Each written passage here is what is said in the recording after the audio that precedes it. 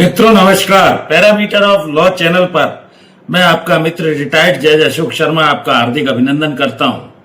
Traders के लिए stock market के क्या लॉज हैं यह आपको जानना चाहिए। ट्रेडिंग क्या होता है, कानून के अंतर्गत इसमें मार्केटिंग के संबंध में कौन कौन सी बातों का ध्यान रखना चाहिए। देखिए, इस पर कई लॉज हैं। ट्रेडिंग का काम बहुत से लोग करते हैं और इसमें कुछ अधिनियम जो कानून के अनुसार आपको जानकारी में होना चाहिए, मैं इस वीडियो में बताने जा रहा हूं।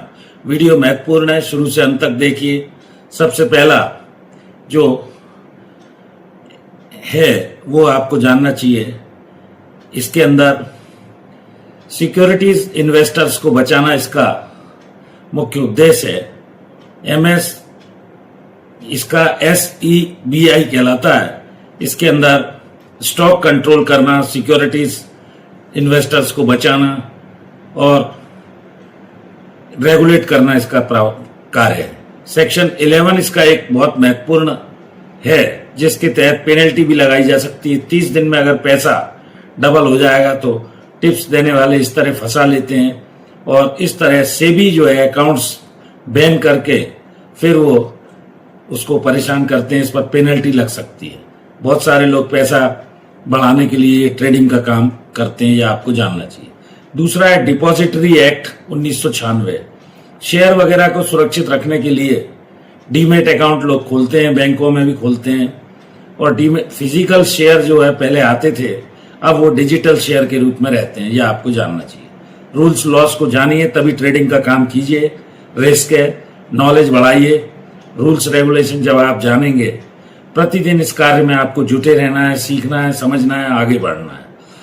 सॉरी, एक और महत्वपूर्ण बात, 1956 का एक SCRA एक्ट है, लीगल ट्रेडिंग का नियम है। इसका सेक्शन 18A जो है वो डेरिवेटिव सभी वैलिड होती हैं और कुल मिलाकर ये इलीगल हो सकता है।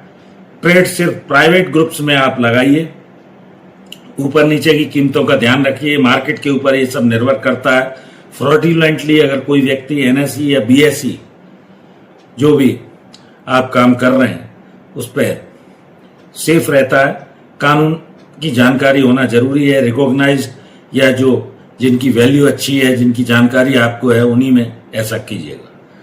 फिर है कंपनीज एक्ट 2013। इसकी भी जानकारी आपको, कंपनी की क्या पोजीशन है, क्या गुडविल है, कंपनी सच बोल रही है कि नहीं। सेक्शन 447 और सेक्शन 448 फॉल्स एक्सचेंज तो नहीं हो रहा है, फ्रॉडुलेंटली तो नहीं हो रहा है, अन्यथा वो पनिश किया जा सकता है।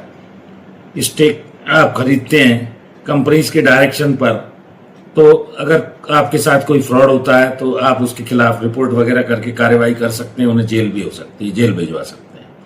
इनसाइडर ट्रेडिंग रेगुलेशन है 2015 का, ये भी आपको जानना चाहिए।